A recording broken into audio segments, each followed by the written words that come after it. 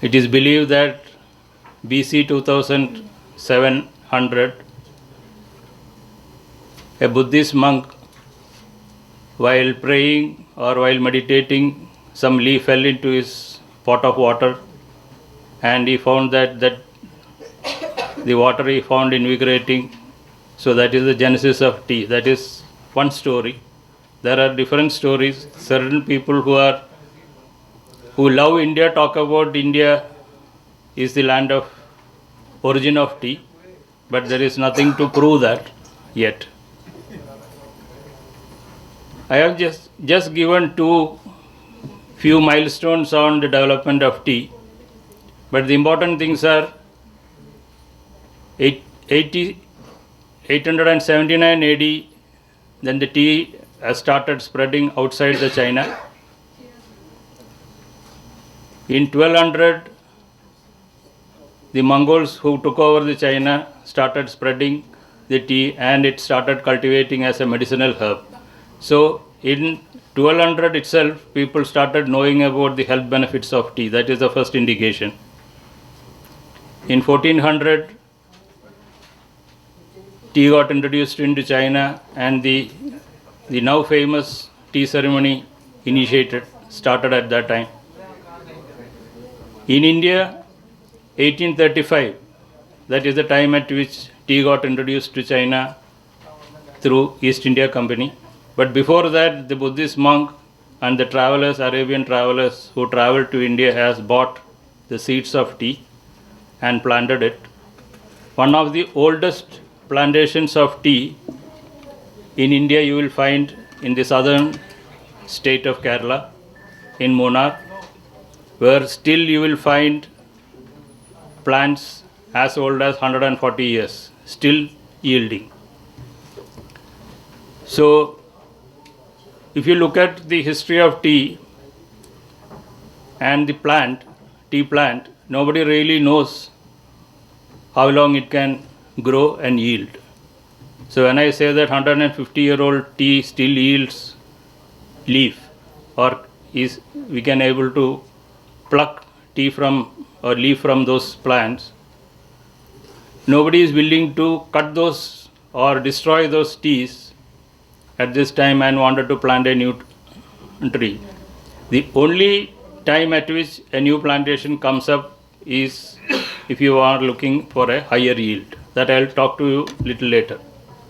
If you look at the tea producing countries of the world, if you look at the dark green part, it is mostly India, China, Kenya, Sri Lanka. These are the 4 major tea producing countries.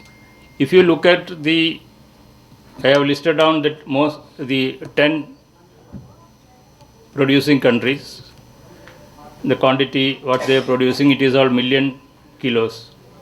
If you add up all these 10, 95% of the total production of the world comes from this 10. Or if you take the first 4, that will hold about 70-80% of the total production of the world. So as I had explained to you earlier, tea harvesting involves plucking 2 leaf and a bud. These are all done normally by manual operations with hand. But with the non-availability of labor and all, there are a lot of work happening to develop mechanized plucking. So there are machines developed for plucking which actually improves the productivity. But the only problem with the mechanical plucking is when you do with hand, there is a selectivity available. You can pluck what is the youngest shoot available. But when you do a machine, then there is no selectivity. So generally the quality of the tea falls in case of a mechanical plucking. So coming to the manufacture. So manufacture, the first stage is the plucking from the field. Then it comes to the factory. Then the step involves is withering. Withering is nothing but leaving the leaf in troughs or in baskets to wither. Wither means to reduce the moisture. But actually it is not only the reduction of moisture. There are two aspects happening here. One is physical weathering, which is simply the moisture removal, and the second one is chemical weathering, which the chemical reaction which is happening inside, which will facilitate or makes this tea ready for getting converted into the final beverage what you are talking about. So for this chemical reaction to happen, to complete, it requires about 12 to 16 hours. So a weathering process takes about 12 to 16 hours to complete. Once it is weathered, that moisture will come down from 70-80% to about 50-55%. Then it will be ready for the next stage. Next stage, there are two methods of tea manufacture followed in the country. One is CTC, which is called crush, tear and curd, and this next one is orthodox. So why there is a method orthodox, why it is a name called CTC is a different matter altogether. Orthodox means right from the beginning tea are generally rolled. So rolling is done in the olden days using the hand. So by doing this, so this movement is generally copied into a machine. That is this machine what you are seeing. There are two plates moving in the opposite direction, which will make this tea undergo crushing. So that is the orthodox. It is an orthodox way of manufacturing. But of late, maybe around 60-70 years back, or maybe 50-60 years back, another method got developed called crush, tear and curd manufacture. This is nothing but sending the tea leaves through rollers which runs into opposite direction. I don't know how many of you have seen a tea factory. You would find that it is running into opposite directions. So there is a crushing, a tearing and a curling action happens in between. The difference between this manufacturer and the orthodox manufacturer, this is a very harsh manufacture. The treatment is very harsh, so we will end up in a tea which is globular in shape, spherical in shape, and will give you very strong liquor. So if anybody is interested in getting a very strong liquor but devoid of a flavor which is associated with the tea, CTC tea is the best. But if you are preferring something which is very flavory tea, not strong, then the orthodox tea is the best.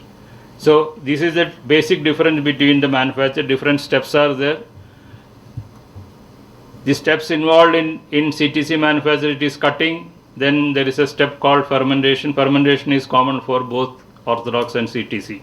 Then after that, fermentation is nothing but allowing the tea to get oxidized with oxygen with the action of the enzyme present in tea. So nothing is added or removed during the manufacture of tea. It is just air oxidation. Then the green color will turn brown, and that brown fermented tea will go for drying. We will get the dried black tea or dry CTC tea or orthodox tea.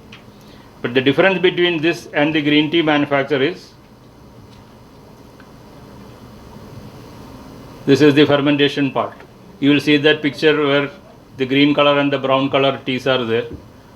So fermentation is nothing but air oxidation. Nothing is added. The changes happening are catechins are converted into thiaflavins, catechins are converted into thiorubigens, polyphenols converting again to thiorubigens directly, and thiaflavins will converted into thiorubigens. So there is a limit at which you should allow this to happen. At that time you should stop it. Otherwise you will end up with a poor quality tea. The next part is the drying, which I said. Drying is primarily to stop the fermentation, to bring down the moisture to 2 to 3%, where it is good to keep, it will improve the keeping quality or shelf life, and also the drying process will improve or will enhance the flavor properties of the tea. So most of this tea flavor which you are seeing are experiencing will get generated during the drying stage. The BIS as well as the FSSA regulations. This is the BIS regulation which talks about the basic parameters of tea. Unfortunately, between BIS and FSSA, BIS is a voluntary standard while FSSA is a mandatory standard. This is the FSSA standard for tea. Sir, you are referring to this aspect. FSSA covers all the parameters covered under BIS plus 4 more pesticides, 5 more metals, and parameter called melamine. So the basic responsibility of a manufacturer is to ensure that the product which they bring out to the market is meeting these standards.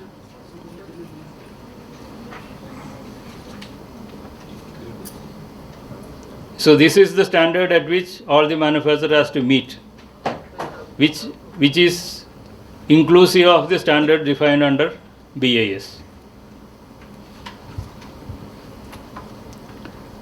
So why there is a difference between a BIS and FSSA is, BIS is primarily to define the standard of the product, while FSSA also add the food safety aspect into the standards.